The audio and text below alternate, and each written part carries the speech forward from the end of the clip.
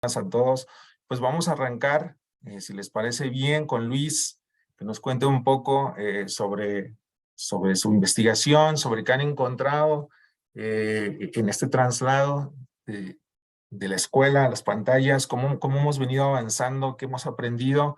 Bueno, vamos a empezar con Luis y antes de comenzar y arrancar, también quisiéramos comentar a la gente que está conectada aquí en Zoom, también en Facebook, si quieren ir haciendo algunas anotaciones para hacer comentarios, para hacer algunas preguntas, pero también si quieren hablarnos de las experiencias que también han tenido en torno al confinamiento y el estar en las pantallas en los últimos años, para quienes estamos en este webinar, sería sumamente interesante también poder ir rebotando ideas, poder estar dialogando y contrastando esto que dicen nuestros expertos con las experiencias que también ustedes han vivido.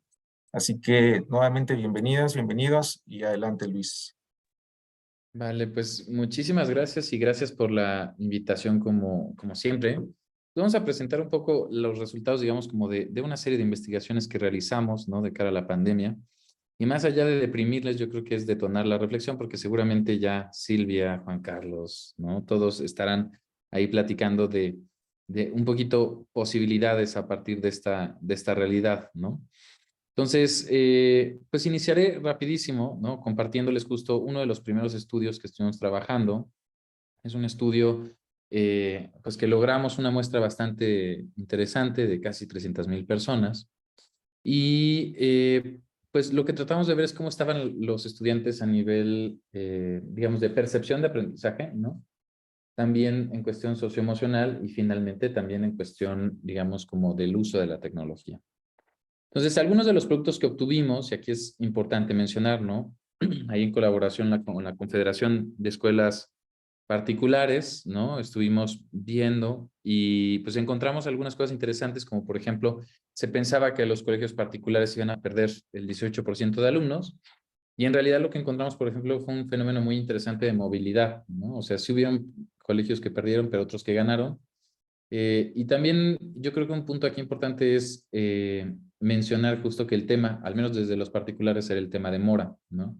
Sin duda uno de los objetos que quizá fue más discutido durante este tiempo y que el día de hoy pues, no tenemos ciencia cierta de qué fue lo que pasó, es el tema de la deserción, ¿no?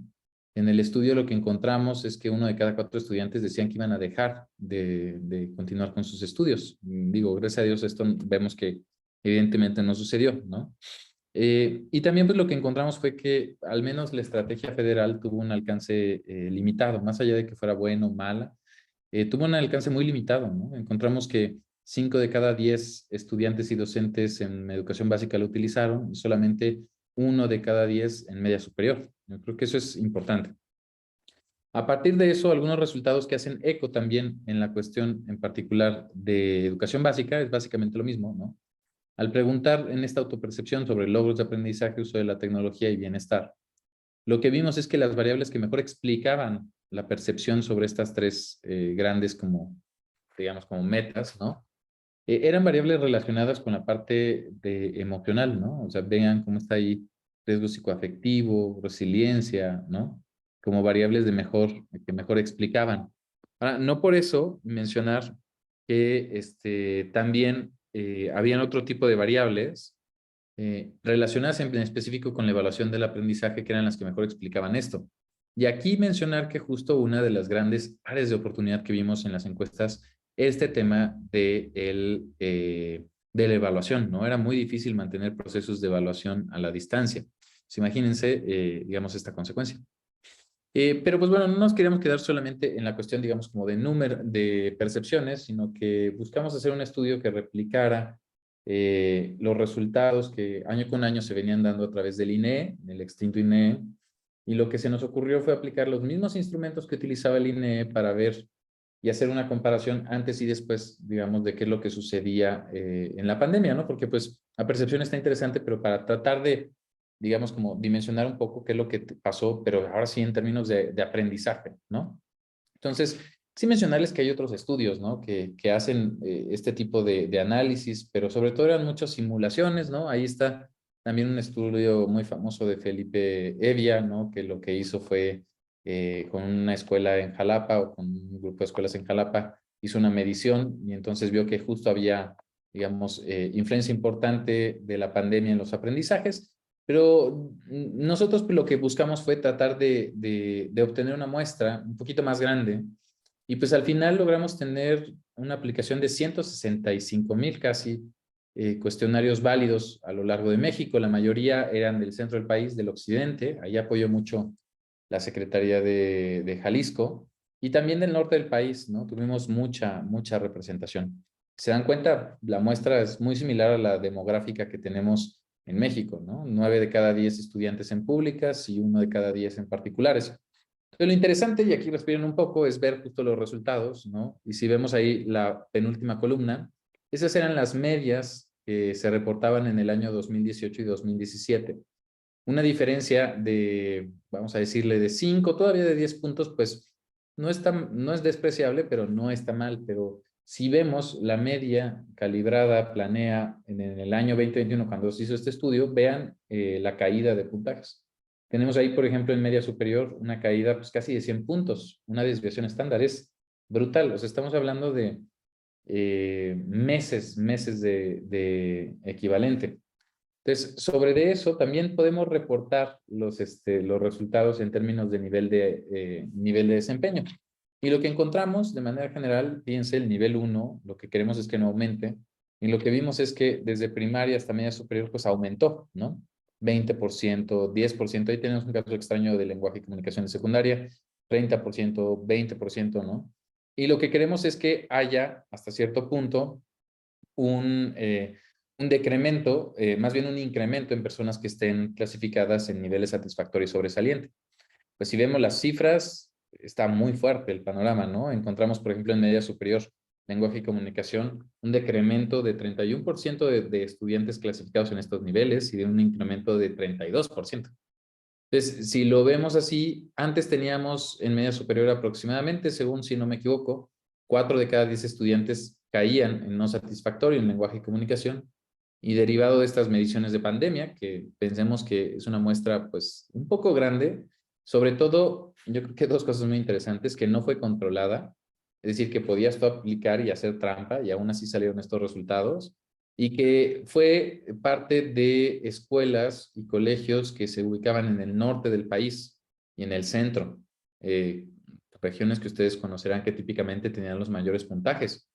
Entonces, si lo vemos así, pues en realidad que tengamos estas caídas en nivel 3 y 4 y estos incrementos en nivel 1, es preocupante, ¿no? Al final, tendríamos entonces que prácticamente entre 7 y 8 de cada 10 estudiantes egresados de media superior durante este tiempo no lograban el nivel insuficiente, ¿no? O sea, sí es un tema, yo creo que bastante fuerte.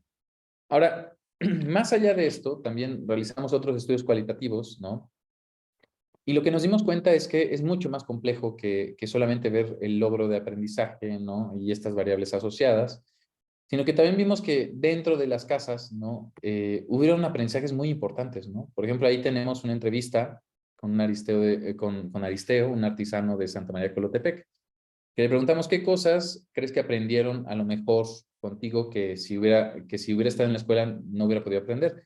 Y dice, en mi caso, mi hijo aprendió mucho de mí, empezó a trabajar conmigo, empezó a interactuar más con las personas. Creo que esa es una de las cosas que le ayudó bastante. Abrirse con otros, empezaron a contar dinero, aprendió a contar los números.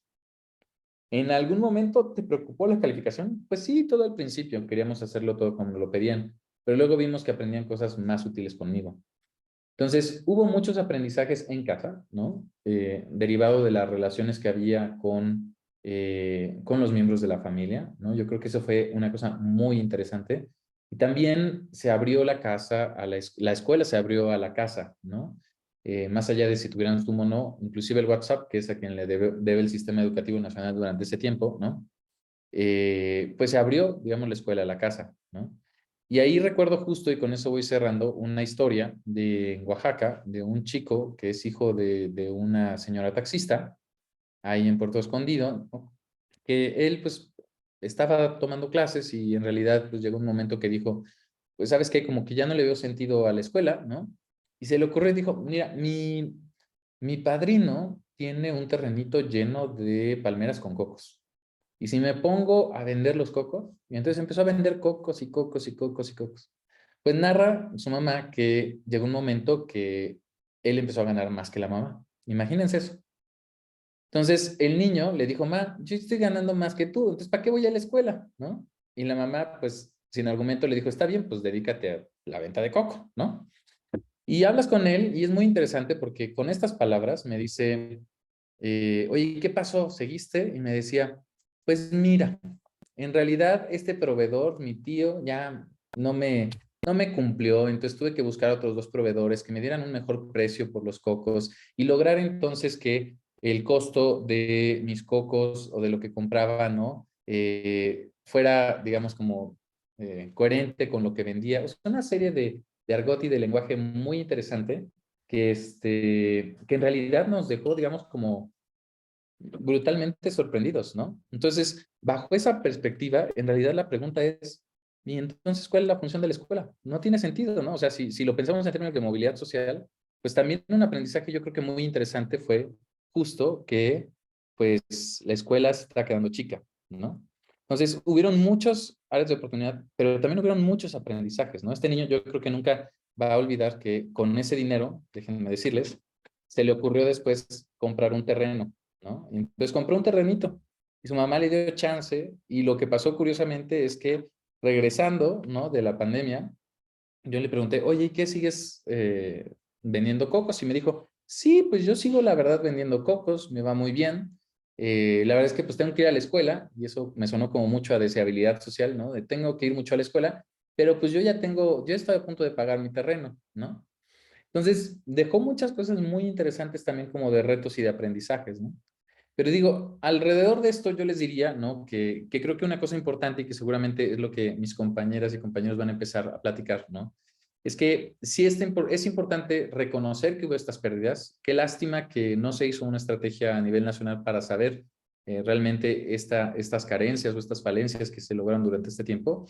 Pero yo creo que también es importante en ese sentido dejar de pensar solo desde el déficit, ¿no? Y empezar a plantearnos con todas estas narraciones que les platiqué, ¿no? ¿Qué vivieron nuestros estudiantes? ¿Qué aprendieron que de otra manera no podrían haber aprendido? ¿Qué retos afrontaron y cómo los sortearon? ¿Cómo convivieron con las y los otros? O sea, ese fue un gran área de oportunidad, la convivencia con sus pares, ¿no? Eh, es decir, conocer la narrativa de los estudiantes, de los y las estudiantes, ¿no? Me parece que eso es algo muy importante. Entonces, pues nada, sin duda, yo creo que un tema que nos quedará ahí pendiente fue una falta de estrategia como en una tónica compensatoria, ¿no? La estrategia de remediación pues ha sido, digamos, como única en su mayoría. Y hubieron algunas iniciativas ahí chiquitas, me acuerdo un grupo de estudiantes mexicanos que que estudiaban en el MIT, que empezaron a desarrollar todo un proyecto de tutorías, ¿no? Justo en esta tónica compensatoria de darle a quien estaba en una situación de mayor vulnerabilidad apoyos, ¿no? Pero pues en realidad se quedó ahí un poco, ¿no? Y no hubo una estrategia, digamos, como global al respecto. Entonces, pues básicamente sería eso lo que venía a compartirles, ¿no? Creo que me hice 13 minutitos y con eso podemos, digamos, continuar ahí el debate. Muchas gracias, Luis. Súper interesante, ¿no? Eh, Pensar cómo la escuela se está quedando chica, ¿no?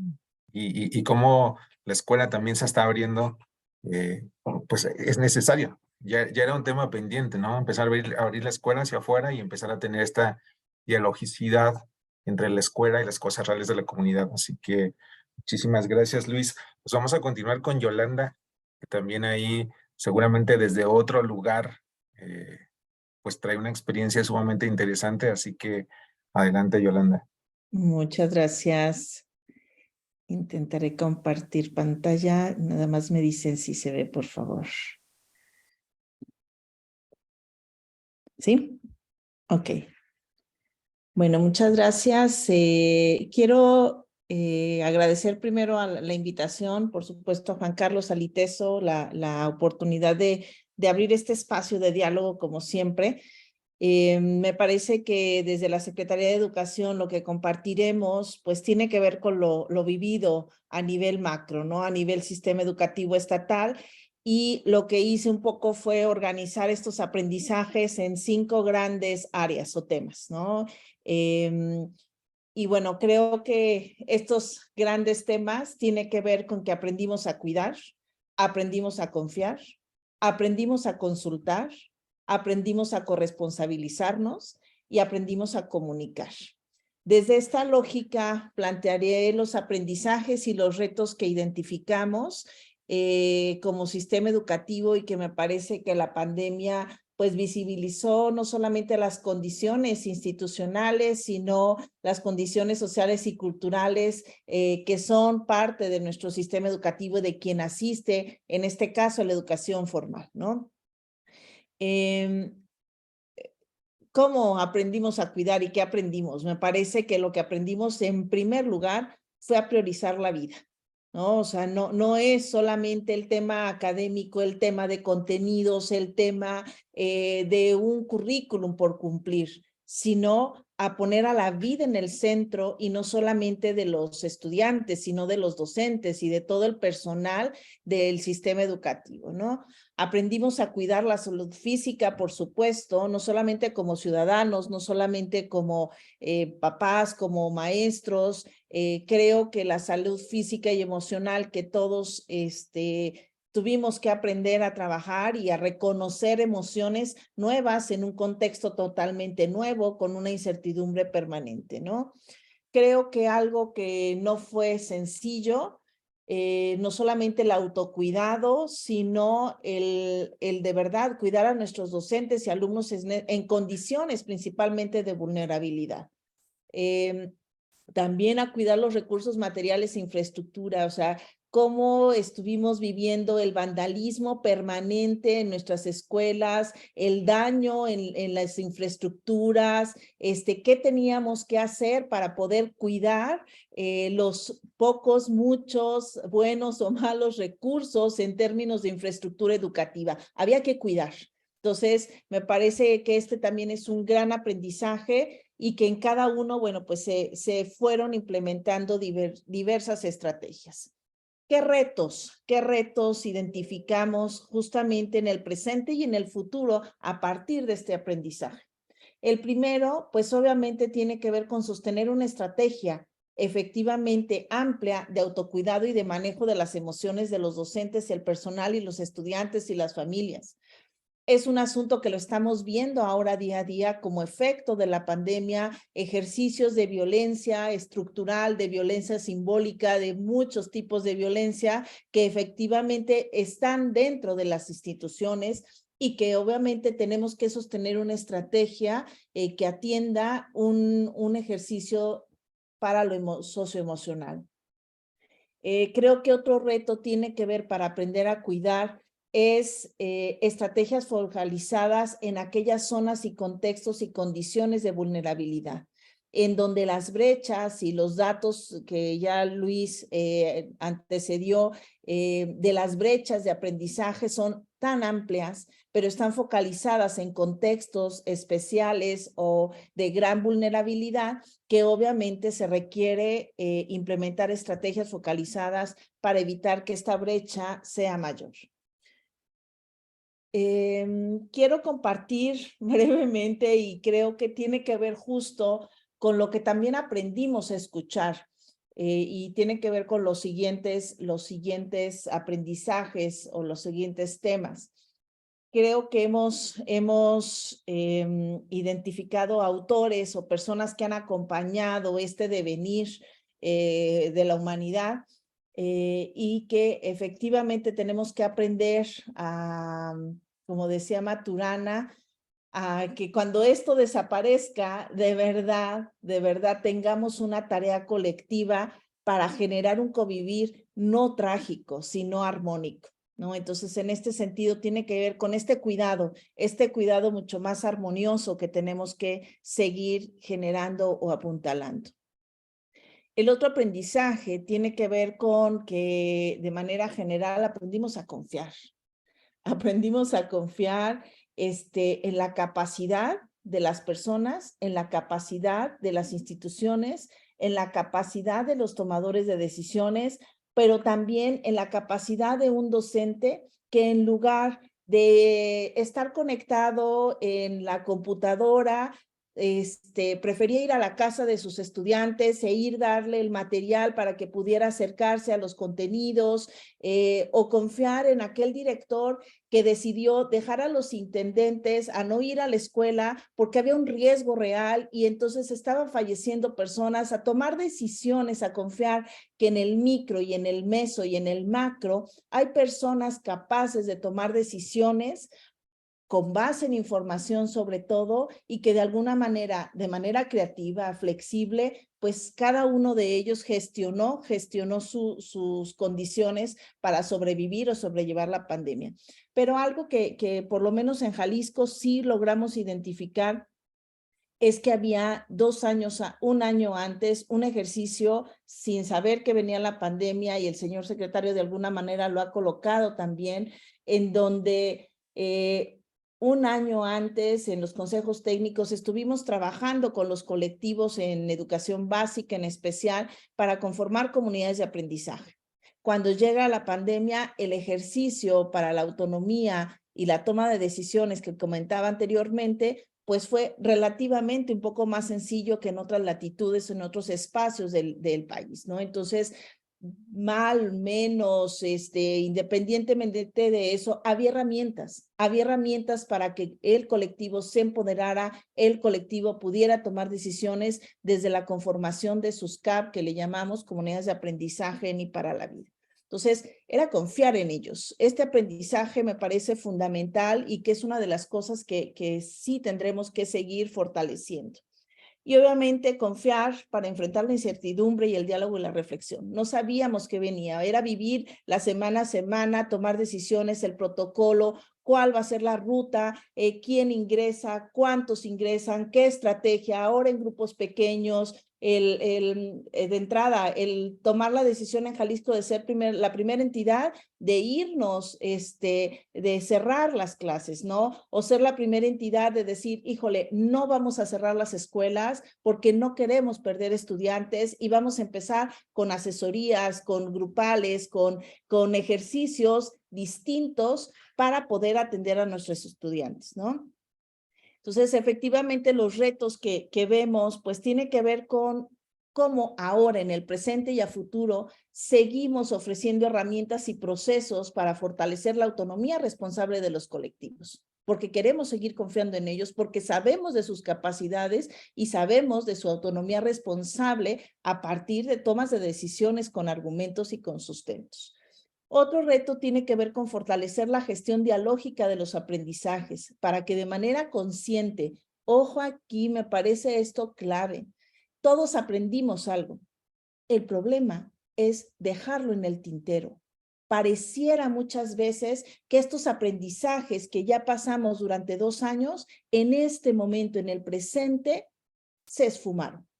Entonces, no es necesariamente hacer la conciencia de qué aprendimos, sino la toma de decisiones en nuestras acciones para que este aprendizaje de verdad incida en una transformación de la práctica escolar. Y finalmente, para ahora, en el presente y en el futuro, creo que un reto es flexibilizar los procesos institucionales que permita efectivamente decisiones con responsabilidad, tanto por parte de los docentes como de los directivos. Intentaré irme más rápido, y estas frases, bueno, de alguna manera son algunas reflexiones que tanto Maturana o Morín nos fueron colocando en el 2021 y que creo que también esos han sido voces que nos han acompañado, ¿no? Aprendimos a consultar. Y aquí sí quiero, por supuesto, reconociendo el trabajo de las universidades, de los académicos, de las instituciones de salud, de los docentes, donde las voces, reflexiones, conocimientos, saberes, sentires, percepciones, como bien decía Luis, de todos los actores del sistema educativo, tanto nacionales como internacionales, necesitamos escuchar a todos y necesitamos consultar. Entonces, me parece que esta gran apertura a la escucha, esta gran apertura a la consulta, sí del conocimiento científico, pero sí también del saber cotidiano. A ver, un docente en la comunidad wixárika fue el que nos enseñó a poder identificar una estrategia estatal que se pudo implementar en Jalisco, que fue el trabajo de grupo. El maestro wixárika ni tenía posibilidad de saber, algunos ni siquiera suspendieron clases, en donde ellos se reunían con 5 alumnos y con 5 alumnos daban su clase. Entonces, a partir de reconocer, de escuchar, de consultar, pues eso de alguna manera ayudó a diseñar otras estrategias, ¿no? Entonces, creo que aprender a consultar todas las voces es fundamental. Pero por supuesto, de manera crítica, con una visión sistémica, de manera oportuna y de manera veraz. Porque claro que muchas veces la información llegaba tarde. Los investigación llegaba, bueno, cuando ya había pasado y se tienen que tomar decisiones en el Ejecutivo de manera inmediata y para mañana. O sabemos que fue una etapa en donde lo que más hubo fue información, pero también desinformación. Entonces, poder tomar decisiones, aprender a consultar información lo más veraz posible, ¿no? Y solamente como muestra para ir cerrando, estos son algunos de los muchos ejercicios que se hicieron, entre ellos, por supuesto, algunos estudios de percepción, algunas consultas con papás, con la estructura, con los colectivos, diagnósticos, que justo fueron los que nos permitieron tener una visión más amplia con información para estar ajustando la estrategia estatal en el caso de Jalisco y poderla subir a la mesa de salud en el caso de lo que se estuvo trabajando aquí, ¿no? Entonces, pues, por supuesto, tiene que ver con las condiciones socioemocionales que la Ibero, con el trabajo de Luis y con los instrumentos que ustedes nos proporcionaron y nos facilitaron, pues se implementó en Jalisco para saber cuál era la condición socioemocional, ¿no? O en el caso al interior de la Secretaría, bueno, se diseñó también un diagnóstico para los aprendizajes con una muestra, un diagnóstico de aprendizajes tipo Planea, al igual que lo comentaba Luis, como para saber cuál era la condición de los aprendizajes de nuestros estudiantes. Esto fue en mayo del 2021 y un asunto de muestra, pero en este 2023 se aplicará de manera censal. Queremos saber el 100% cómo están nuestros estudiantes en temas de aprendizaje. Entonces, bueno, este ejercicio de aprender a consultar y ver, pues son estos datos y estudios y los diagnósticos con los docentes, cómo estaban en temas emocionales, cómo es la colaboración con los padres de familia, diferentes áreas de la Secretaría, diferentes instituciones externas, pues será juntar y articular toda esta información para sistematizarla y tomar decisiones, ¿no? Investigaciones, estudios. Para nosotros algo que fue clave fue el escuchar a los 11,300 y tantos colectivos que contestaron en diciembre un diagnóstico para saber cuál era la condición de logro académico y permanencia en Jalisco. Entonces, tener un estudio casi censal a nivel colectivo y participativo nos parece un ejercicio también que a nosotros nos dio mucho rumbo de qué estaba pasando en ese momento, ¿no? Y estos fueron los retos en este momento y por supuesto algunos continúan, como garantizar que nuestros alumnos permanezcan en la actividad escolar, ¿no? Uno de los retos que sigue siendo vigente en tiempos de pandemia y por supuesto en tiempos de pospandemia, ¿no? Pues el reto es seguir generando conocimiento e información útil. O sea, no podemos seguir estancados para que nuestras decisiones estén basadas en evidencia. Pero creo que otro y tiene que ver, y me parece este ejercicio es clave en este espacio, articular justamente los esfuerzos interinstitucionales para sistematizar información, investigaciones, evaluaciones que ayude a los tomadores de decisiones. Y otro reto es impulsar diálogos informados que permitan justamente a los tomadores de decisiones profundizar en los desafíos educativos post-pandemia, ¿no? Entonces, bueno, estos son algunos retos que planteo. Y bueno, Morán ya nos decía, o sea, tenemos que cambiar nuestras formas de conocer, nuestras formas de pensar para poder acercarnos a realidades complejas que la pandemia fue lo que evidenció, ¿no?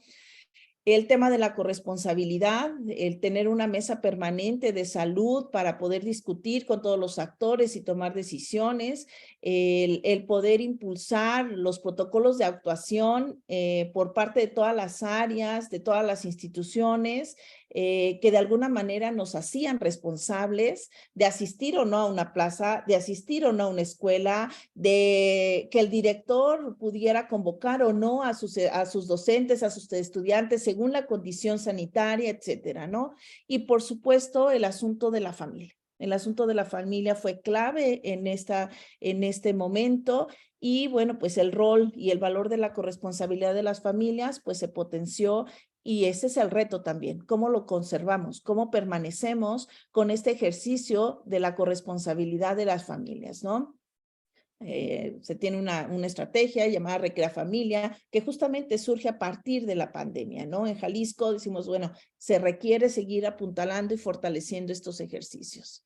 Y creo que coincidiendo un poco con Luis, ¿no? O sea, este retornar a los aprendizajes para la vida que se evidenciaron con la pandemia, con estos ejemplos que nos pondría Luis, o sea, son ejercicios de corresponsabilidad en las familias también, ¿no? Cómo potenciamos estos aprendizajes que no están explicitados en un currículum, pero que sin embargo están en la vida cotidiana de nuestros estudiantes y que pareciera que una vez más se alejaron. Cuando en la pandemia, con el caso que nos pone Luis, fue evidente esta articulación de los aprendizajes para la vida que, bueno, que no tenemos que eliminar, pues, ¿no? Y bueno, sobre todo continuar impulsando el diálogo interinstitucional para atender los problemas prioritarios vigentes, ¿no?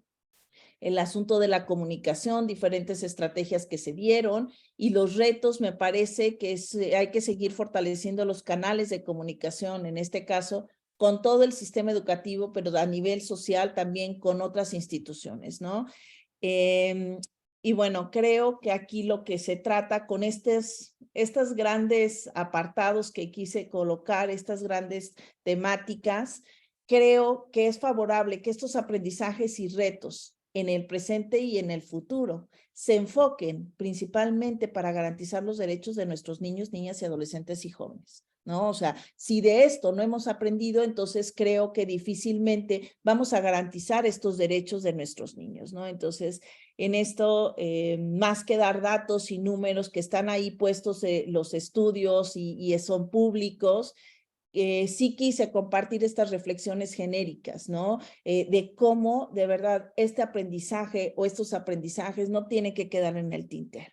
Y bueno, pues cierro con una pequeña frase de Maturana, ¿no? Si hemos sido capaces de crear maravillas con el Internet, de enviar sondas a Marte o de crear vacunas para derrotar pandemias, pero no hemos sido capaces de erradicar la lucha del hombre contra el hombre, ni de abrirnos a un convivir amoroso, difícilmente vamos a enfrentar de verdad estos retos en el presente y en el futuro.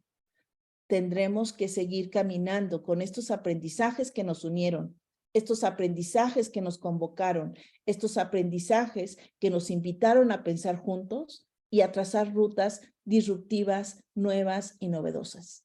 Y que no regresemos a ese 2019 en donde el sistema educativo de por sí ya estaba convulsionado. Muchas gracias. Muchas gracias, Yolanda. Nos dejas ahí muchas cosas para pensar, para reflexionar, muchos retos. Yo creo que uno de los más importantes, bueno, particularmente creo esta idea de confiar en los docentes, ¿no? Esta imagen tan golpeada del docente, ¿no? Que no hace nada y que pues en realidad ya no se le daba tanto valor al docente y que con la pandemia en las familias empezamos a valorar al docente, ¿no? Cuánto trabajo y cuánta chamba hay detrás de este docente que ya no había sido tan valorado, ¿no? Y que con la pandemia justamente se empieza este proceso de revalorar la imagen del docente. Así que muchas gracias. Y bueno, les seguimos recordando que pues pueden ponernos acá en el chat, compartirnos algunas experiencias para también ponerlas en diálogo con esto que los panelistas nos están compartiendo. Seguramente ahí hay más experiencias que nos pueden ayudar a nutrir la discusión. Y bueno, vamos a continuar con los de casa, ¿no? Vamos con Silvia Vázquez, ahí también que nos va a presentar un poco de esta investigación que está haciendo, su investigación doctoral, y a propósito también de la pandemia. Así que adelante, Silvia. Gracias, Yasmani. Pues sí, también voy a compartir un esquemita que hice por acá en una presentación. Resulta súper interesante lo que nos han compartido hasta ahora, tanto Luis como Yolanda. Y nada más quisiera hacer la acotación que lo que yo voy a compartir está mucho más orientado a educación superior. Lo que nos han compartido antes tiene más que ver con educación básica y educación media superior. Que me llama la atención, bueno, sí los padres de familia tienen un rol menos importante con los estudiantes de educación superior, pero las problemáticas son similares, ¿no? Vemos como cosas, y además, pensando ahorita un poquito en lo que nos compartían tanto Luis como Yolanda, pues cómo las consecuencias finalmente las vamos viviendo, o sea, las personas se van moviendo. Y entonces, por ejemplo, ahora tenemos en educación superior chicos que estaban en media superior hace 3 años y entonces, pues finalmente las estrategias que estamos aplicando para remediar, hace ratito que hablaba Luis de remediar, compensar, pues también tenemos que estar haciendo algunas cosas acá. Entonces, bueno, yo lo que les quiero compartir es una línea de tiempo, porque también me parece interesante rescatar como algunas afirmaciones que vamos recibiendo de la experiencia de los estudiantes, están dichas en un momento y en un tiempo o sea, creo que es muy importante ubicarlas ahí. No podemos como resumir la experiencia de los 3 años, sino como identificar justo estos diferentes momentos. Entonces, por eso planteé esta línea así, un poco similar a este esquema de cómo pasamos por un duelo, ¿no? Y hemos analizado el duelo por el que pasaron los docentes o el duelo por el que pasaron los estudiantes, sí como en las pérdidas familiares que fueron muy sentidas, pero quizá también convendría analizarlo como desde el punto de vista de lo que perdimos de la experiencia educativa como estábamos un poco acostumbrados. Entonces, bueno, de repente nos dijeron hay un nuevo virus. Esta semana se cumplieron igual 3 años de cuando el comisionado de Naciones Unidas dijo, pues esto es una pandemia. Y seguramente estábamos nosotros hace 3 años en más o menos como, vamos a estar bien, no va a pasar nada, ¿no? Nos vamos de vacaciones de Semana Santa y regresamos y ya está. Como un poco en esta parte de negación o de inocencia, ¿no? De, pues no sabemos como qué es lo que vas a ver.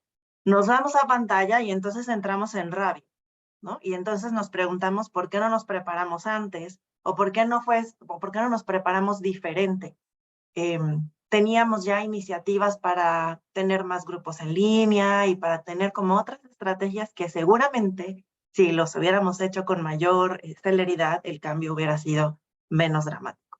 Pero entonces no lo hicimos o no lo hicimos tanto como hubiéramos querido y en ese momento nos lo preguntamos.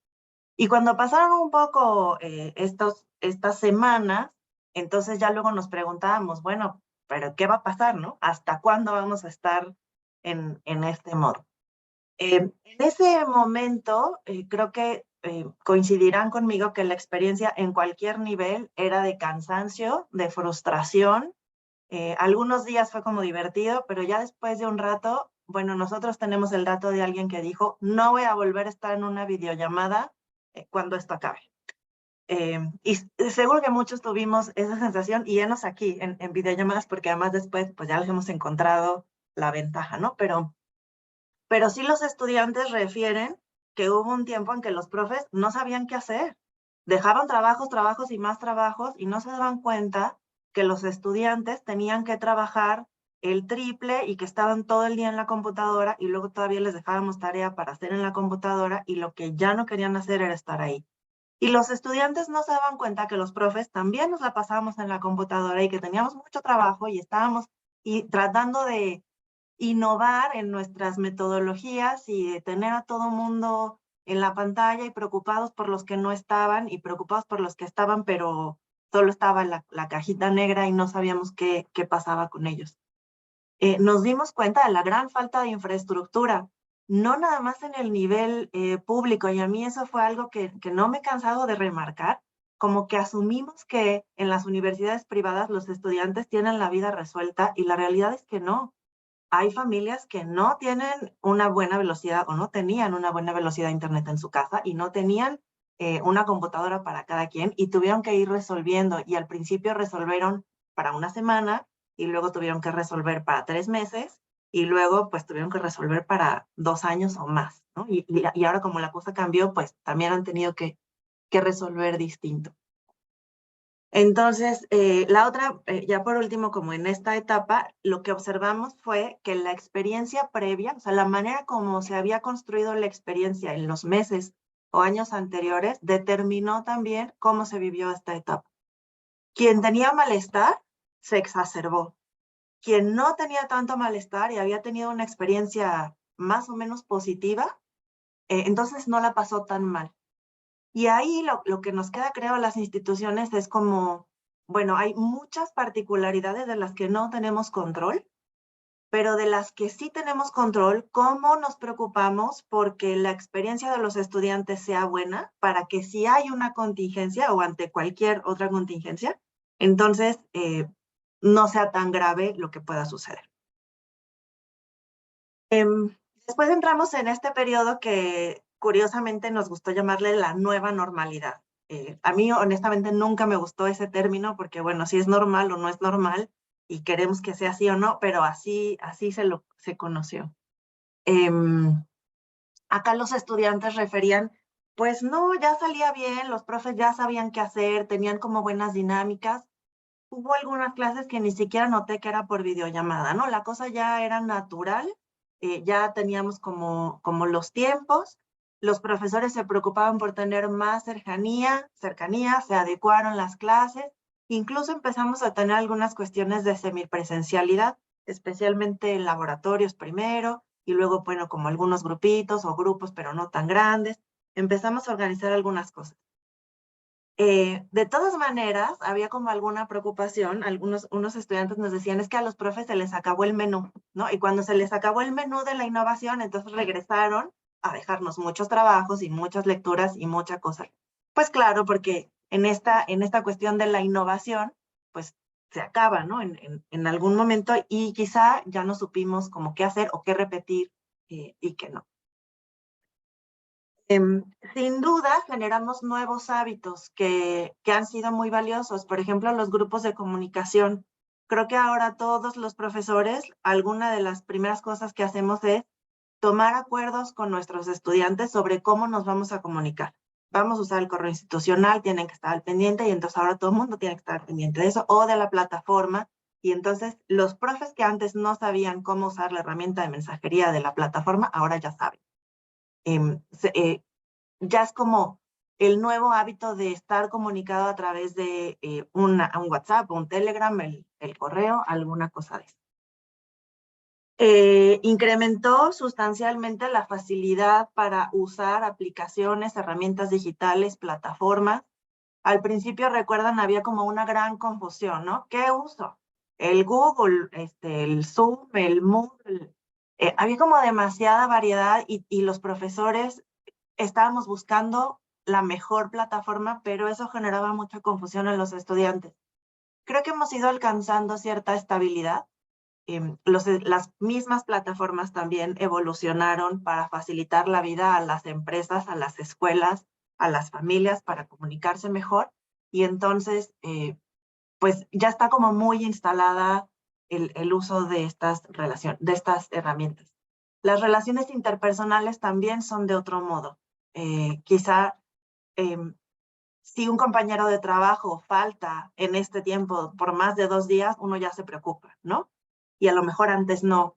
Nos preocupan cosas diferentes respecto de nuestras relaciones también y hemos aprendido a hacerlas diferentes. Hemos aprendido sobre autogestión y sobre autocuidado, tanto estudiantes como docentes. Los estudiantes tuvieron que aprender a administrar el tiempo que le dedicaban a una u otra tarea, porque como los profesores les dejábamos demasiada en su experiencia, entonces, y no había como este acompañamiento tan cercano en las clases, pues tuvieron que aprender a distribuir su tiempo pero también reportan el valorar la familia y la salud mental por encima de la productividad, ¿no? Llegaron a decir, bueno, pues sí, me voy a sacar menos calificación, pero voy a descansar.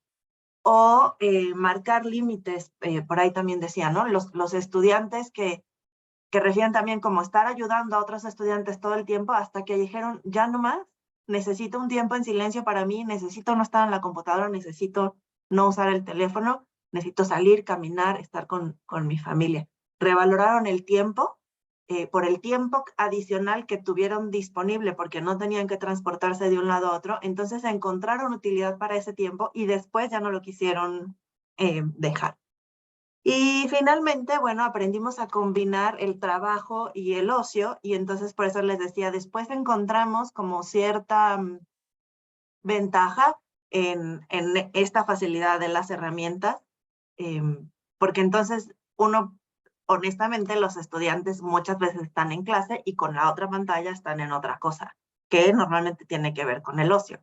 O algunas veces están en ocio, en tiempo de ocio, pero al mismo tiempo están trabajando o atendiendo otra cosa. Entonces son como nuevos hábitos, no necesariamente buenos, pero que pues están presentes.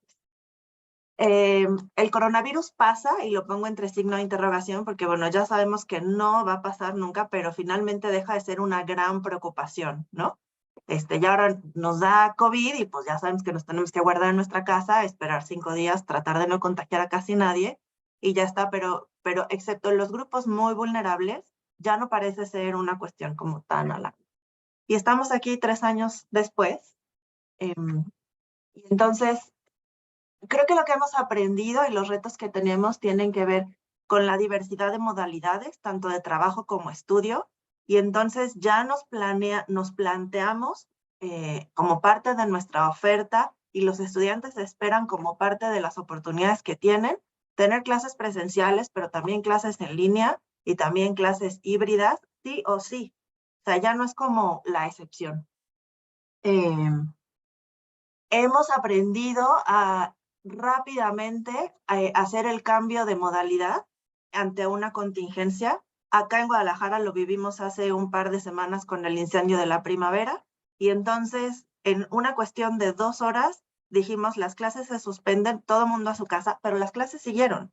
Y no hubo, excepto por los que iban en tránsito, no hubo necesidad de interrumpir las actividades. Fue muy fácil comunicarse y seguir. Luego incluso fue así como siempre sí, siempre no, y bueno, algunas cosas ya habían cambiado, pero ya no fue una experiencia como tan traumática o como de ya no se puede hacer nada. Aprendimos también el tema de la internacionalización en casa de una manera mucho más sencilla y económica. Entonces ahora podemos traer a un profesor de cualquier lado del mundo a nuestro salón y no es tan complicado hacerlo, porque estamos ya todos habituados a hacer esto. Esto genera algunos ahorros, por supuesto, que a nadie le vienen mal, y nos ayuda a reponderar también lo importante, ¿no? Lo importante es que tomemos la clase, lo importante es la salud, lo importante es como que continúe el trabajo, pero no necesariamente lo importante es estar sentado en un escritorio determinado, sino estar.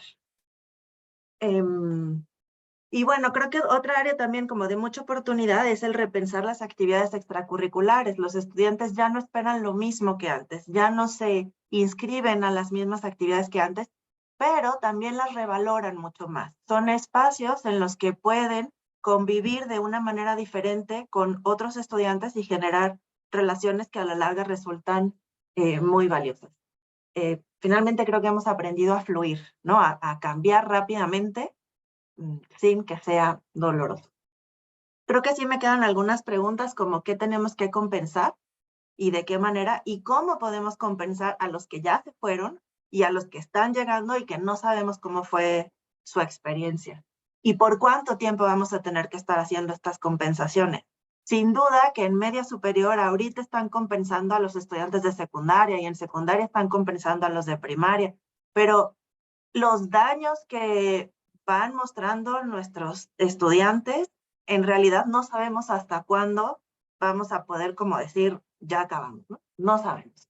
Tenemos que replantearnos nuestras modalidades de estudio y de trabajo porque tiene sus ventajas y sus desventajas. El contacto con otros estudiantes es como lo que más ha faltado tanto a los estudiantes que estaban en media superior y ahora están en la universidad, como los que ya estaban en la universidad y siguen, ¿no? El tipo de productos que generan los estudiantes o los hábitos que tienen, no sé cuál sea su experiencia. En mi experiencia, los estudiantes ya no quieren leer, quieren ver un video. Y ya no quieren hacer un esquema en un papelote, quieren usar la computadora porque sienten que les queda más bonito, aunque nosotros sabemos que su proceso cognitivo es distinto. Ya cuesta trabajo convencerlos de raya y haz con papel, aunque te quede chueca la línea, ¿no? Y necesitamos otras maneras de hacer formación docente y en otros temas, y creo que eso también es una tarea pendiente y, bueno, sobre todo como seguir valorando otras posibilidades. Y me quedo con una idea de Francis Bacon, que ya hace muchos cientos de años nos decía, ¿no? Hay que aplicar nuevos remedios o esperar nuevos demonios. Hay que ver cuál va a ser el siguiente demonio que nos llega. Juan Carlos, no sé si quieras completar con algo lo que he dicho hasta ahora. Sí, gracias. La verdad es que voy a ser muy breve porque simplemente quisiera redondear con otras dos ideas de un estudio que estuve haciendo. Déjame si puedo compartir.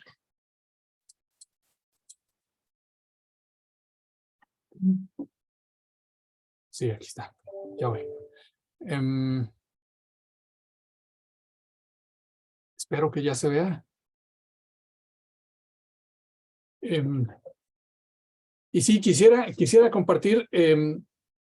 Literalmente hicimos un estudio con poquito más de 6,000 estudiantes en México y en algunos países latinoamericanos. Les preguntábamos, oye, y ahora que has estado en el confinamiento y has estado pues batallando y un poco en esta añoranza de lo que era antes, etcétera, pero algo habrás aprendido y algo podrás aplicar en un futuro. Entonces, por favor, dinos qué son esas cosas que pudieras tú trasladar hacia el futuro, hacia la nueva normalidad, ¿no? Como dice Silvia, hacia este nuevo estatus, esta nueva normalidad presencial. Y pues evidentemente como eran respuestas abiertas no está cuantificado ni nada por el estilo, pero sí se trata de una agrupación más o menos de estas ideas. Primero, de los grandes aprendizajes que pudieran aplicar ahora a su realidad actual es plataformas, tecnologías muy específicas, poder utilizar X, Y o Z plataforma muy en concreto. El segundo es tecnologías, pero más amplias, o sea, como este pensamiento digital, poder vincularse con distintos elementos de tecnología. Incluso se me hizo muy chistoso, por eso lo puse allí. Varias personas señalaban que ahora ya podían escribir rápido y utilizar de manera expedita paquetes de computadora, ¿no? Se me hizo como muy gracioso. El tercero, que se me hizo también muy interesante, fue la autogestión. Dicen, ahora puedo yo utilizar mi tiempo mejor para el estudiar, asignarme a mí misma, a mí mismo tareas, etcétera. Eso fue muy interesante.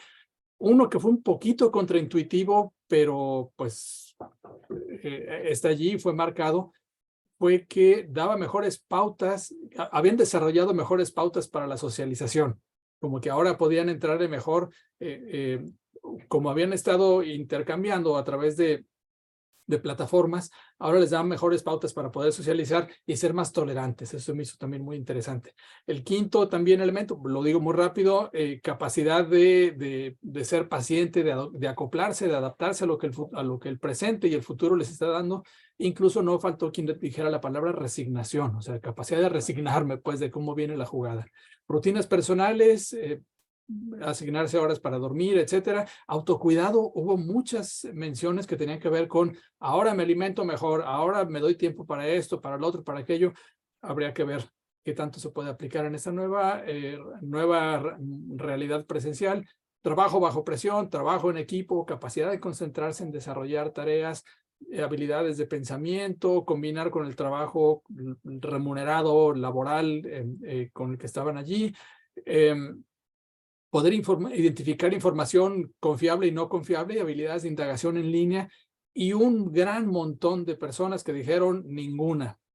Y aquí es donde yo quisiera desarrollar un poquito más, porque estábamos pues, trastocados, estábamos molestos, pues, había una especie de añoranza, y todavía creo que hay una especie de añoranza hacia lo que era nuestra realidad del 2019, ¿no? O hasta el 2019 más o menos. Hubo alguien que dijo de una forma muy chistosa, aprendí a lavarme las manos. Ah, bueno, pues fabuloso, eso está muy bien. Y otro que decía, bueno, es que aprendí que todo al doble, toda la asignación de obligaciones, todo el doble es peor, ¿no? Y en ese sentido, yo quisiera tomarme un minutito más para compartir esta lámina, que también tiene que ver con el estudio que hicimos. Esto tiene código de colores. Se presentaban diferentes afirmaciones, un Likert variado, porque en vez de que tenga 5 opciones, tiene 6. Y el código de colores es el siguiente. Si está en desacuerdo, está en colores, pues, cafecito, beigecito, y si está de acuerdo, está en colores más bien verde. Y obviamente a mayor fortaleza, completo acuerdo o completo desacuerdo, el color es más intenso y así va tendiendo hacia el centro. Yo quisiera solicitar su atención hacia 1, 2, 3, 4, 5, 6, 7 y 8, que son: con lo remoto, el campus le cede su lugar a las tecnologías. Me falta el campus para formarme. El campus me es indispensable y pese a la pantalla me siento universitario. Estos 4 reactivos nos hablan de que el estudiante, los estudiantes manifestaban una especie de añoranza, o sea, quieren su campus, quieren así de sencillo, quieren su rutina, quieren pese a haber desarrollado distintas habilidades, como ya hemos comentado varias veces, y ahorita Mónica nos va a platicar también de experiencia de La Salle. Pese a eso, pese a las ventajas evidentes de haber desarrollado distintas habilidades, quieren su campus. Y claro, es entendible en los campus, perdón por el comercial, pero campus tan bonitos como el del ITESO o el de La Salle de allá de Ciudad Obregón o el de la Ibero o campus pero en cualquier campus, puede ser el campus más horrible de la humanidad, pero la gente quiere su rutina, quiere volver a ese intercambio cotidiano, y es muy interesante porque me parece que eso introduce un sesgo hacia el desarrollo de las habilidades. O sea, sí desarrollé X, Y, Z habilidad, sin embargo, yo quiero mi campus, ¿no? No sé si me doy a entender. Y esto el desarrollo de habilidades es mediado y es de alguna forma hasta como medio enturbiado por la parte anímica, la parte de la añoranza. Solamente quería compartir eso. Creo que ya me robé un poquito más de tiempo de lo que le toca a Mónica. Entonces, si gustan, le dejamos allí y le pasamos la pelota a Mónica. Muchas gracias, Juan Carlos. Me voy a permitir compartir también, pues básicamente lo que son acciones concretas que desde la Universidad de La Salle Noroeste, nosotros, si bien tuvimos aplicar, pero también, como comentaba Juan Carlos, tenemos y seguimos teniendo la añoranza de nuestro campus por parte de los estudiantes, pero también por parte de los profesores. O sea, añoro a mis alumnos, añoro a la presencialidad. De veras que nos atrevimos a soñar en papel en relación a la emergencia. La emergencia estaba ahí y había que generar algo. El primer momento fue cuando teníamos que cerrar nosotros un semestre prácticamente y tomar decisiones en 3 días. Tomar decisiones en 3 días y, como lo menciona Laura, vamos a regresar de las vacaciones de Semana Santa y vamos a continuar. Tener que pensar cómo cerrar esa semana en lo que súbitamente se dice nos vamos y nos vamos mañana pasado. Cuando la Organización Mundial de la Salud declara esta pandemia, pues tuvimos que cerrar como pudimos y con lo que teníamos. ¿Qué sucedió en la Universidad de La Salle Noroeste? Primero que nada, que sí, fue una salida emergente, fue una salida de respuesta a los estudiantes, pero también nos sirvió para darnos cuenta que teníamos mucha infraestructura que nunca habíamos utilizado y que había mucho conocimiento y que había mucha innovación que tal vez estaba un poquito dormida por ahí. Entonces, logramos, como pudimos, cerrar el semestre. Ya lo comentaron mis compañeros panelistas, con diferentes plataformas, con diferentes métodos, correo, WhatsApp, hasta screenshot de, bueno, miles de cosas que tuvimos nosotros que implementar para cerrar. Llega el segundo momento, que es el verano. Entonces decimos, ahora sí, tenemos que planear algo con la esperanza de que en 3 meses esto pasa. Y llega septiembre del 2020 y vamos a poder regresar. Pero entendemos y estamos muy confiados que el retorno no va a ser presencial al 100%. Entonces vamos a empezar a soñar un modelo. Y empezamos en septiembre del 2020 a soñar un modelo híbrido, ¿sí? Híbrido, así, combinando la instrucción presencial con la instrucción remota, y vamos a empezar con un 25%. Pues nada, llega septiembre y pues esto continúa. Muy bien, tenemos de septiembre a diciembre para repensar este modelo que hemos planteado. Volvemos a soñar con el modelo y decimos, ahora sí, en enero lo vamos a implementar con un tanto por ciento de presencialidad. Seguíamos soñando y seguía 2021 y la pandemia pues no tenía fin. Llega verano del 2021 y decimos, pues hay que tomar decisiones. Hay que tomar decisiones y ver qué vamos a hacer. Retomar de nuevo el modelo, un modelo híbrido flexible centrado en la persona. ¿En la persona de quién? Estamos hablando de estudiantes, de profesores, de administrativos, de toda una comunidad educativa. Y qué difícil cuando todo nuestro pensamiento estaba en función del estudiante. Y sí, estaba en función del profesor, pero toda nuestra atención estaba centrada en el estudiante. Entonces nos atrevimos a soñar en un modelo en papel, repito, un modelo en papel que fue implementado básicamente hasta el semestre, bueno, a finales del semestre de agosto-diciembre del 2021 y más o menos implementar en el semestre enero-mayo del 2022. Sin embargo, este modelo fue también planeado y reflexionado, que incluía básicamente estos 3 elementos: los elementos pedagógicos, la capacitación docente, pero no nada más del docente, capacitar a los alumnos. Tenemos alumnos de todo nivel cognitivo a nivel superior, estudiantes que tuvieron que cursar su último año de bachillerato en tiempos de pandemia. Pero también otro aspecto que no debemos de descuidar es esa integridad, esa rectitud, esa honestidad que tal vez nosotros no habíamos podido dimensionar hasta que llegamos a la enseñanza a través de la pantalla. Y sobre todo algo que era transversal en estos 3 elementos o en esas 3 dimensiones de nuestro modelo, pues cuidar la salud integral de nuestros estudiantes, profesores, de toda la comunidad. Porque si bien es cierto, en todas las instituciones de educación superior, media superior, hasta el nivel básico, se cuida siempre a través de ciertos departamentos o estrategias la salud mental. Aquí teníamos que poner especial atención. Juan Carlos lo dijo claramente, muchos estudios, muchas investigaciones nos dieron una luz o un foco, un foquito rojo por ahí en el que teníamos que poner mucha atención. Teníamos estudiantes deprimidos, estudiantes avergonzados, ahorita les comento por qué, estudiantes desesperados, tristes, maestros optimistas, maestros creativos, innovadores, enojados, padres de familia que pedían, recuerdo muy bien algo muy curioso, el descuento COVID. Era algo que dices, pues bueno, es que te estás ahorrando en esto, haz un descuento en la colegiatura. Entonces, hubo muchas situaciones que nosotros tuvimos que repensar. Sin embargo, ¿por qué decidimos incluir esta dimensión transversal en nuestro modelo? En toda esta serie de investigaciones que se hicieron, había muchas constantes en las respuestas, y una de ellas que llamaba mucho mi atención era precisamente: yo busco el lugar de mi casa en el que esté mejor pintada la pared.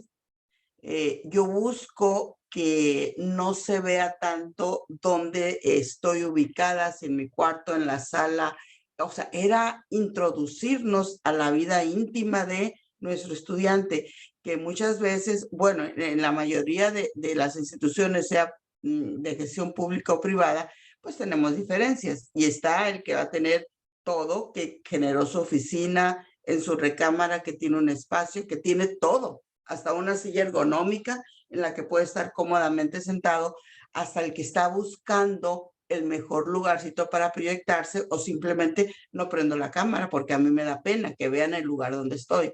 O sea, era entrar a las entrañas de su hogar y ver, o sea, realmente esto que nosotros estamos planteando en papel, qué tan oportuno, qué tan, digamos, congruente era con lo que nosotros queríamos transmitir, si realmente el alumno estaba más preocupado porque los demás vieran cómo estaba su situación de casa, o realmente lo que queríamos transmitir, o realmente ese día no me dieron ganas de bañarme y no me voy a arreglar, no me voy a recibir mis clases en pijama, voy a estar recostado, etcétera. Entonces, les muestro esto en papel porque pues ese era nuestro sueño. Ese era nuestro sueño. De veras que implementarlo fue un circo no de 3 pistas, fueron muchas pistas y tuvimos que cambiar muchas formas y tuvimos que aprender haciendo, aprender construyendo y a considerarnos todos como un gran equipo. No nada más académicos, no nada más administrativos, sino que tuvimos que atender básicamente 2 dimensiones. Desde la dimensión instruccional para el proceso de enseñanza-aprendizaje y la dimensión institucional, que era toda la gestión, toda la administración. ¿Cómo le vamos a hacer para educarlos? Digo educarlos porque pues es muy fácil venir a la universidad, pero te encuentras con una universidad que está cerrada, con una universidad que venimos 2, 3, con una universidad que no viene nadie, con una universidad que no sabemos cuándo va a abrir. Entonces tendríamos que hacer que el estudiante, el maestro y toda la comunidad se acostumbrara a esta nueva realidad, pero también acompañarlos. Entonces, nosotros, después de la implementación de este modelo que quisimos implementar al 100%, y que lo confieso, nunca lo logramos al 100%, llega el momento de decir, ok, está por terminar, cosa que aún no ha terminado, la pandemia, pero tenemos que ver con qué nos vamos a quedar, qué es lo que sigue, qué es lo que vamos a hacer después de estos 3 años o después de estos 2 años y medio que medio hacíamos trampita en lo que nos decía la Secretaría de Educación del Estado, en lo que decía la Organización Mundial de la Salud. Es que de alguna forma tenemos que reactivar esto, porque la verdad sí era una tristeza. Nosotros añorábamos el campo, añorábamos nuestro lugarcito, añorábamos nuestros estudiantes, pues todo. Entonces, nosotros quisimos pensar en la educación a futuro y tomamos pues como base, como cimiento, pues aquellas palabras de la cátedra de Julio Fred Mora, que es la universidad del mañana en un mundo post-COVID. O sea, ¿qué vamos a hacer? Y nos sentamos a pensar básicamente en 4 preguntas básicas. ¿Qué enseñar? ¿Cómo enseñar? ¿Cuándo enseñar? ¿Y a quién enseñar? Esto es lo que nos deja prácticamente la pandemia. ¿Qué enseñar? Pues como lo comentan ya mis compañeros panelistas, pues conocimientos fundacionales que permitan al estudiante, al profesor, a la comunidad, entender realmente el mundo que vivimos. Que si hoy fue una pandemia, pues mañana no sabemos qué va a pasar, ¿sí? Entonces hay que estar preparados para este tipo de eventos donde no tenemos la certidumbre de lo que pueda suceder el día de mañana. Lo comentó Luis y estoy muy de acuerdo con él, hacer mayor énfasis, pero no nada más a nivel medio superior, en la comunicación oral, escrita, visual, en las condiciones éticas, tanto la ética personal, ética profesional, ética de vida, etcétera. El desarrollo del pensamiento reflexivo de nuestros estudiantes, las consecuencias que tienen todas las decisiones que hayamos tomado, de manera personal, de manera profesional y las implicaciones que lleva a cabo. También aprendimos que tenemos que desarrollar esas microcompetencias o microcredenciales o certificaciones, como le queramos llamar, que nos permitan avalar el conocimiento que le estamos dando en la educación superior y más aún, reforzar el conocimiento que les faltó en ese tiempo de pandemia. Porque si bien es cierto, tenemos asignaturas que se clasifican como teóricas, pero ¿qué pasa con los talleres? ¿Qué pasa con las que están en ciencias de la salud? ¿Qué pasa con las materias prácticas que un simulador no lo puede solventar? Entonces tenemos que pensar en todo esto. Luego nos vamos a la siguiente pregunta: ¿cómo enseñar? Ahora sí, pues vimos que tuvimos que decidirnos por plataformas realmente que estuvieran a nuestro alcance, plataformas en las que nos deberíamos de centrar, tecnología nueva, la cual deberíamos de adquirir y adoptar. Entonces, aquí surge el cambio estratégico que tal vez nos permitió abrirnos un poquito más a estos programas en modalidad mixta, ¿sí? Ya no tanto híbrida, sino decir, de aquí en adelante, la modalidad escolarizada, pues vamos no a quitarla, sino que a combinarla. No nada más híbrida, vamos a ver cuándo sí y cuándo no. De aquí en adelante es conveniente que vengan al campus, que la tomen en línea, muy probablemente implementar el trasladar el campo educativo al campo laboral. Nos ha hecho pensar mucho en estas situaciones. También reforzar el enfoque de competencia y no referido como destreza, sino como una integración de habilidades, de conocimientos, de actitudes, pero no nada más en el campo laboral, también actitudes y valores para la vida. Comentaban por aquí uno de mis compañeros todo lo que tuvimos que aprender y comprobar. Laura comentaba y hacía una síntesis perfecta, o sea, el cuidado de la vida, el cuidado de la salud, de mi persona. También pues aprendimos a que deberíamos de considerar modalidades flexibles, ya lo comenté ahorita, que nos permitan el desarrollo de otras competencias, destrezas, habilidades. Comentó Juan Carlos, enseñar a partir del desarrollo de nuevas tecnologías. Díganme si no, o sea, descubrimos habilidades en nosotros mismos, en los profesores, que tal vez ni sabíamos que teníamos. Y surgen precisamente de estas investigaciones que tanto a nivel básico, medio superior y superior se tuvieron que realizar y que fuimos descubriendo.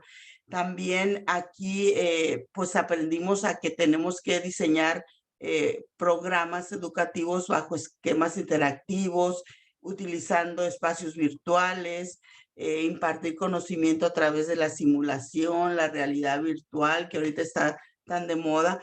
Hemos aprendido muchísimas cosas. Entonces, aprendimos una forma diferente de cómo enseñar. ¿Cuándo enseñar? Híjole, aquí sí, hablaban ahorita de lo que era la internacionalización, dijo Silvia, de la currícula.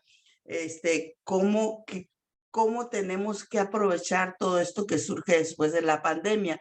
Pues aprendimos de que la enseñanza debe de ser permanente, debe de ser bajo una arquitectura abierta, que los programas académicos respondan específicamente a estas demandas de especialistas, ampliar la educación continua, profesionalizar a nuestros egresados, crear contenidos novedosos, de vanguardia, incluir de nuevo las certificaciones, las especializaciones en áreas del conocimiento.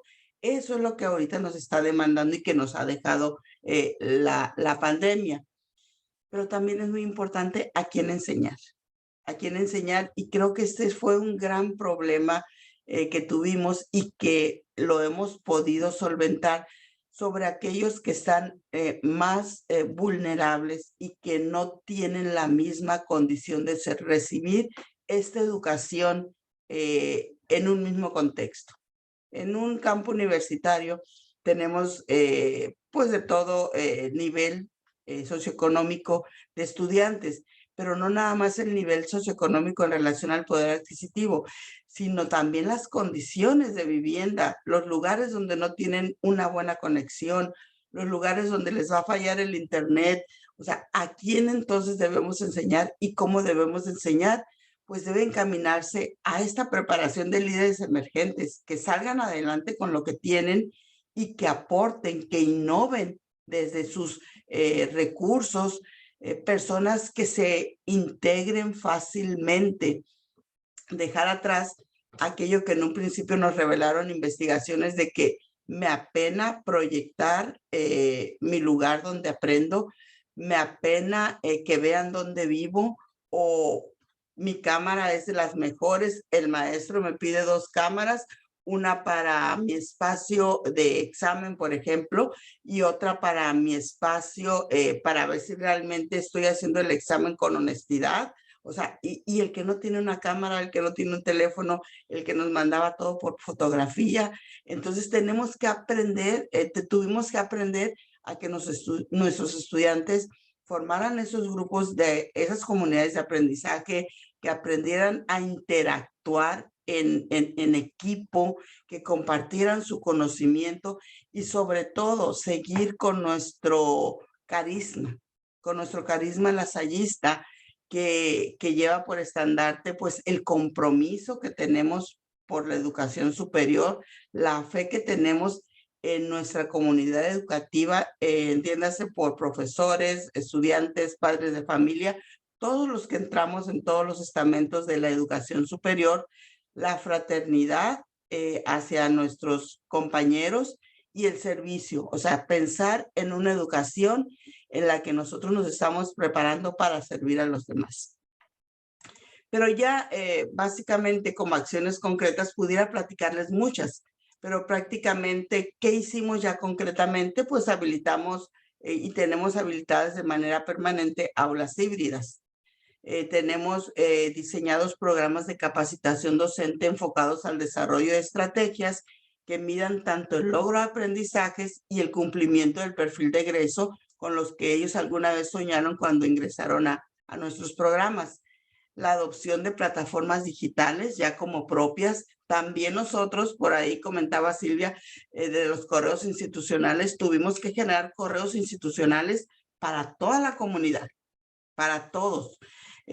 Implementamos aquí un programa muy padre, que a través de la coordinación de investigación y en colaboración con otra institución educativa, la implementación de un programa denominado CICETI, un programa en el que nos apoya, ahorita ya está en una fase muy avanzada, pero en el que prácticamente se diseñó esta plataforma en la que incluye ciertas escalas. Ahí se las dejo: ludopatía, depresión, aprendizaje, y eso nos apoya mucho para acercarnos más a nuestros estudiantes, y esto se genera a través de todos estos resultados diagnósticos que se hicieron no nada más en la Universidad de La Salle, sino a nivel red, sino a nivel nacional, estudios que nos comparten otras universidades. Entonces, es una situación emergente que tuvimos que atender y que llegó para quedarse prácticamente. También otras acciones concretas: tuvimos que crear un departamento de psicología institucional, renovamos la línea curricular de formación humana, porque también pues ahí tiene que entrar la formación integral de nuestros estudiantes, no nada más la académica. Continuamos con la investigación, pero ahora pensando en el impacto social. Hubo una actualización de nuestros planes rectores de investigación, el acompañamiento institucional, docentes, estudiantes, personal de apoyo, personal administrativo. Y aquí quisiera hacer una pausa para pensar desde nuestro modelo educativo y traernos este modelo emergente, en el cual decíamos un modelo educativo centrado en la persona y el acompañamiento institucional. Pero sí ha habido momentos de reflexión donde decimos, y a nosotros que estábamos, pues digamos, en la parte estratégica, ¿quién nos acompañó? O sea, ¿quién nos acompañó como administradores, como, digamos, tomadores de decisiones, creo que ahí nos falta trabajar, o sea, en el acompañamiento de nosotros mismos. Nosotros estuvimos pensando en todo mundo y creo que nos olvidamos de nosotros. Y entre nosotros me cuento yo como directora académica de la universidad. También, pues, lo que llegamos también a implementar y que se quedó, pues, es la planeación de incursionar en las certificaciones especializadas en los planes académicos, en todos los programas que ofrecemos. La digitalización de trámites, esto es muy importante gracias a que la autoridad académica a nivel federal y a nivel estatal nos permitió esta cobertura de hacer trámites digitales y creo que ya es una práctica que llega para quedarse. Programas de intervención en crisis de redes sociales, ay Dios, esto sí que nos sacudía de vez en cuando, entonces aprendimos a tratar estas crisis en redes. Tuvimos que implementar un programa de integridad institucional, de hecho ahorita estamos en camino hacia la acreditación como institución íntegra, la internacionalización de la currícula. Tenemos también nosotros programas como es el programa de COIL, de aprendizaje colaborativo, las clases espejo, como decía Silvia, podemos tener conferencias en cualquier parte del mundo, a cualquier hora, podemos compartir experiencias con estudiantes extranjeros que ellos interactúen desde casa. Y además, pues, se pusieron en marcha más de 98 nuevos procedimientos. Entonces, pues, por mi parte es lo que brevemente yo les quiero compartir. Repito, fue una tarea muy ardua, sigue siendo un trabajo de todos los días. Se nos siguen presentando situaciones que atender, ya con un poquito más de experiencia, pero sí de esta manera institucional para atender la gestión y la administración y la instruccional para atender este proceso de enseñanza-aprendizaje. Muchas gracias por la oportunidad. Muchas gracias, Mónica, Juan Carlos, Silvia. Seguro dejan ahí cosas que estaban faltando y que con esta participación los tres logran engarzar bastante bien, ¿no? Esta cuestión de las pantallas, ¿no? Lo que hemos aprendido en cuestión de uso de tecnologías, pero también creo que los mismos padres de familia se volvieron expertos, ¿no? En utilización de ciertas plataformas, ¿no? Y eso tampoco lo aprendieron de la escuela, ¿no? Habría que reflexionar sobre eso. Y esto último que decía Mónica de introducirnos a la vida íntima de los estudiantes, ¿no? Que sin duda también fue algo sumamente complejo. Y bueno, voy a leer un par de comentarios que hay en Facebook, uno de ellos de Mirna Olivia, que dice, por demás interesante lo que plantea la doctora Yolanda. Si bien es interesante lo que se ha vivido en esta etapa de pandemia, creo que lo más importante es cómo se vivió y más aún cómo se está enfrentando. El maestro encontró en él habilidades que ni él mismo sabía que tenía y que las circunstancias lo llevaron a identificarlas, a desarrollarlas. Muy interesante, muchos retos por seguir enfrentando. También comenta Claudia García en Facebook, en el caso de Jalisco y con relación a la modalidad de telesecundaria, la experiencia fue muy interesante. Esta modalidad se ha caracterizado por la utilización de recursos informáticos, pero la pandemia, como lo indica la doctora Yolanda, nos enfrentó a la incorporación a más de ellas, ¿no? Y en los casos que los chicos no contaban con recursos, entregar en las tiendas materiales impresos para que aquellos alumnos más desfavorecidos con los propios recursos de los docentes. Una experiencia favorecedora fue la estrategia estatal de ir acudiendo poco a poco a las escuelas con grupos reducidos de alumnos. Bueno, estas son algunas de las experiencias que nos comentan ahí en Facebook. No sé si alguien de los participantes que están acá en Zoom quisiera también lanzar alguna pregunta, algún comentario, alguna experiencia en torno a lo que recién señalan nuestros panelistas. O si bien también alguna de ustedes quisiera complementar algo que crean que es interesante o que faltó ahí dentro de sus presentaciones, pues también tenemos un espacio para seguir complementando.